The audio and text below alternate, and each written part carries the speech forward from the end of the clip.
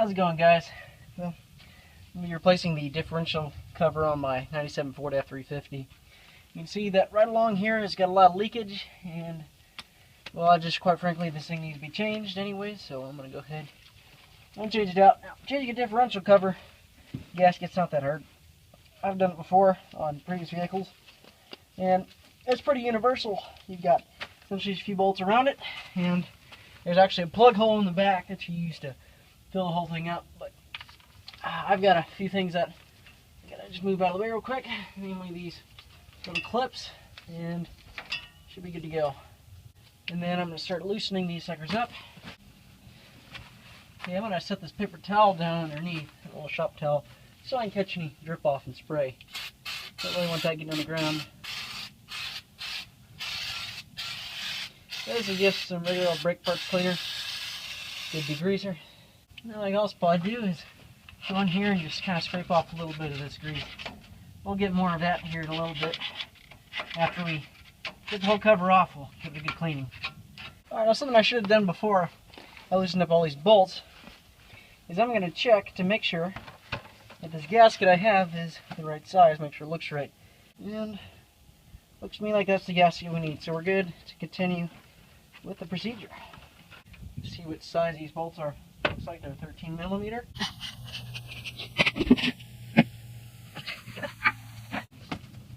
Alright, so I'm going to continue loosening these up just a little bit more. They're all pretty loose at this point. You'll see me going in there with a screwdriver, kind of prying against the cover. And what I'm doing there is I'm just trying to free it up and break the seal so that I can get the whole thing off. You'll see at the very bottom of the differential cover, you'll see there's some of that gear oil starting to come out as the seal is finally broken. Well, that'll really get it out. Yeah, yuck. Oh, that old fluid coming out of here. Okay, now what I'm doing is I'm gently peeling this away. Yeah. Whew, it smells nasty. Alright, so now what I'm doing is I'm going to get this putty knife and use it to kind of scrape off this old gasket material. The garbage. Keep that going down my drain when I go clean it.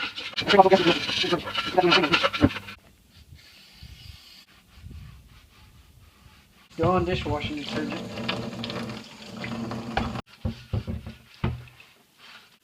Got myself an ultra cheap pocket knife that I can use to clean off the gasket material.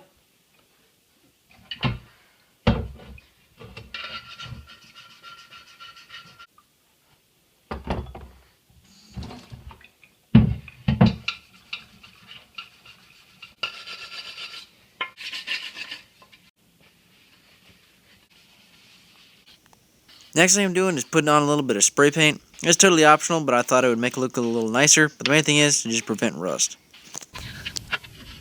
Off that old gasket material, get it all nice and clean. The cleaner this surface is, the better your seal is, and the less likely it will be to leak. So make sure you get this thing ultra clean. That's why you see I'm spending so much time with the cleaning process. One thing that will really help is if you make sure that your bolts are all nice and clean. The cleaner these are, they'll go in a lot easier, and it prevents you from stripping them out, and just makes the job a whole lot easier. When it comes time to put everything back together, one thing that really helps is if you use a couple of bolts to help hold the gasket in place, and just make sure everything's aligned. It'll help it go together a lot easier. I'm going to go ahead and tighten this thing up. Just drop at the bottom. That's the critical part. I'm just going to do a little bit at a time. Go around it.